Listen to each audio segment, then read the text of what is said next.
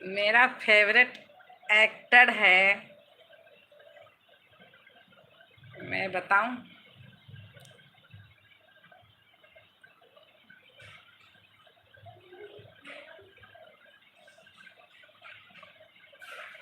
Actor तो अमिताभ बच्चन जी हैं। अमिताभ बच्चन जी को पसंद करती हूँ मैं शुरू से।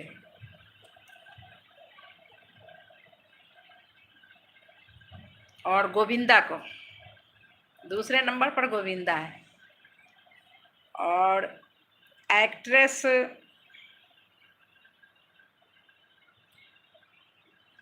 श्रीदेवी को पसंद करती थी। और दूसरी एक्टर माधुरी दीक्षित।